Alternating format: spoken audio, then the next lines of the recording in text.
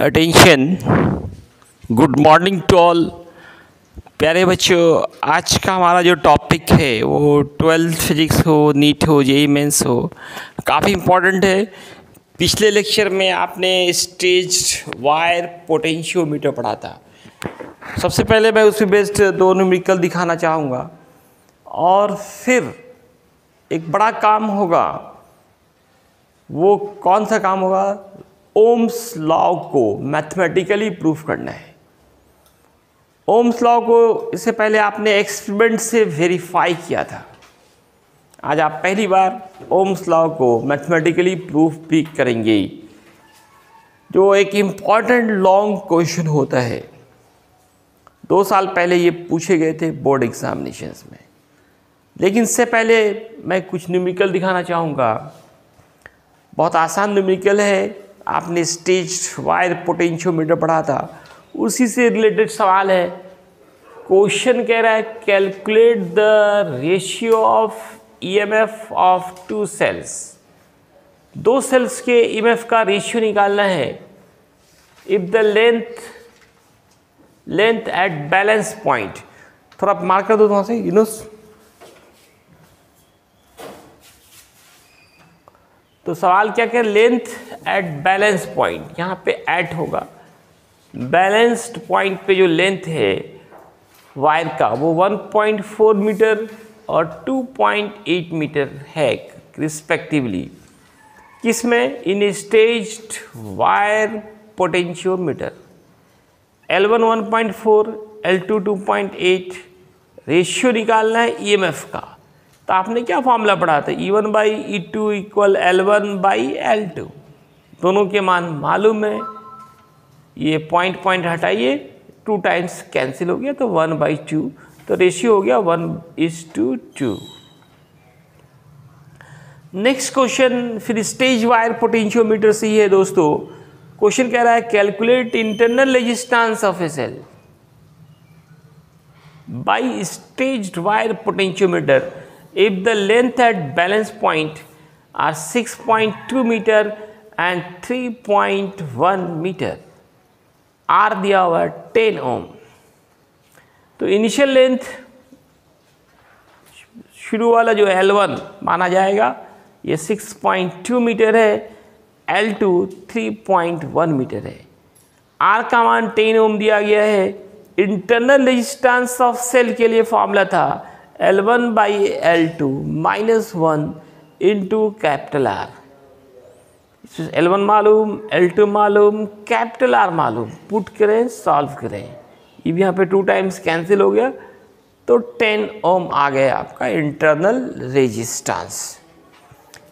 अब देखिए असल काम करने जा रहे हैं। ओम्स लॉ निकालना, वेरीफाई करना मैथमेटिकली। इसके लिए आपको ड्रिफ्ट वेलोसिटी और करंट डेंसिटी का जो रेशियो का ये बीच जो रिलेशन था उनका हेल्प लेंगे। Question most important long type question है। क्वेश्चन कह रहा है derive Ohm's law with the help of current density and drift velocity. तो दोस्तों इसके लिए हम लोगों ने जो फॉर्मूला यूज किया ड्रिफ्ट वेलोसिटी और करंट डेंसिटी के बीच का रिलेशन VD इक्वल पढ़ा J/NE। और VD का एक फॉर्मूला था -E/M इंटू टॉ। ड्रिफ्ट वेलोसिटी का ये भी फॉर्मूला आप प्रूफ करके देख चुके हैं।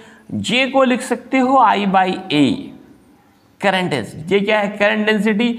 और J का फॉर्मूला क्या पढ़े हम लोग? I/A। ये VD हमारा ड्रिफ्ट वेलोसिटी है, जिसका ये फॉर्मूला -E/M इंटू टॉ। ये पहले प्रूफ कर चुके हैं। टॉ हमारा रिलैक्सेशन टाइम कहलाता है। अब यहाँ पे देखिए हम लोगों को ओम का नियम चाहिए। ओम के नियम में क्या पढ़े? V equal IR। V potential difference. ये V वेलोसिटी है, लेकिन ये भी क्या है? Potential difference. ये हमारा इलेक्ट्रिक फील्ड इंटेंसिटी है। इलेक्ट्रिक फील्ड इंटेंसिटी और पोटेंशियल में रिलेशन आपने इलेक्ट्रोस्टैट में पढ़ा, इक्वल -dV/dr। -dV/dr तो dv के जगह पे v अगर कर दे, इसको इंटीग्रेट करेंगे तो dv का v होगा, dr का r हो जाएगा। r के जगह पे लेंथ लेते हैं, वायर का जो लेंथ है वो r का काम करेगा, dr का r हुआ, r के जगह पे dv का v और dr का r को लेंथ मान लिया, फिर तार की जो लंबाई है वही l का l हो गया, मतलब r हो गया, r इक्वल l के। फिर से देखें, minus dv by dr, dv को लिया v और dr को लिया l, ये पुट किया, माइनस माइनस प्लस, हम लोगों को v का फॉर्मूला चाहिए इसलिए सबको उस साइड भेज दिया। l इंटू एम नीचे है, ऊपर गया, ऊपर में क्या है e इंटू टॉ, ये गया नीचे, और पहले से नीचे ए एन ई है ही। इसमें से हमने i को l को a को अलग किया, बाकी को एक साथ कर दिया m by N E square, और यहाँ टॉ रखने दिया, m by N E square into tau, इसको कहते हैं रॉ, रेजिस्टिविटी। रॉ से क्या है, रेजिस्टिविटी है। यहाँ पे रॉ पुट करें, रॉ इंटू एल बाई ए को पहले लिखें, इधर आई लिखें, रॉ इंटू एल बाई ए को ही आर बोलते हैं।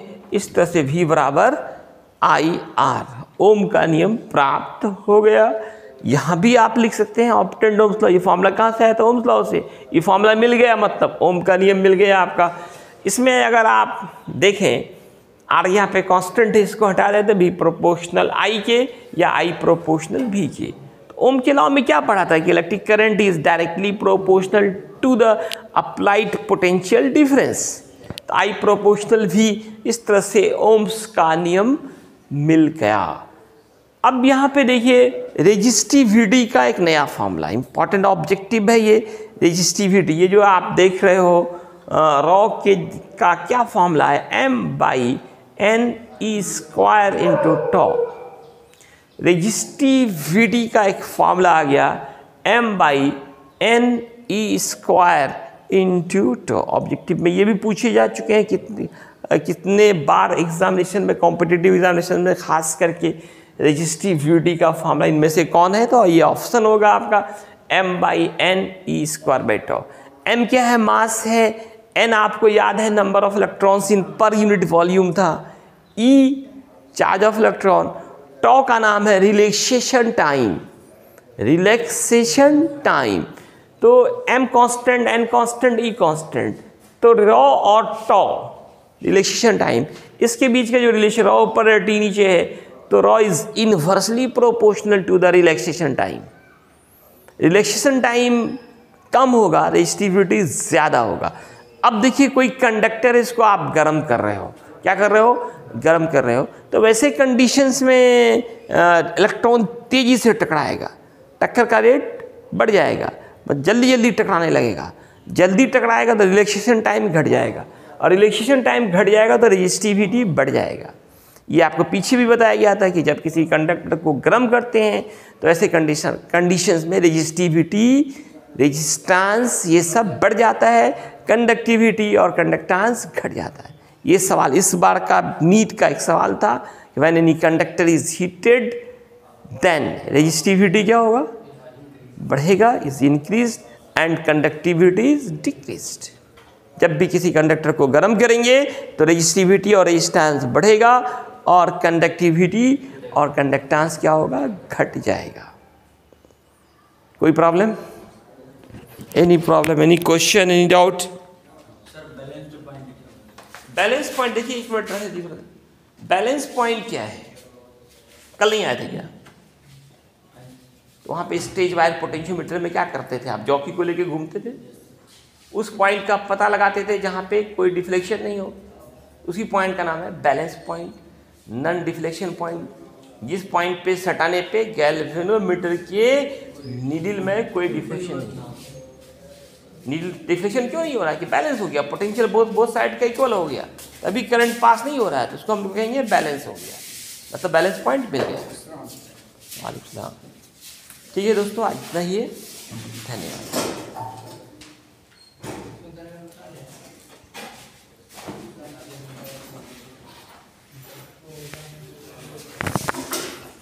पूरा दिखा दिया जाए।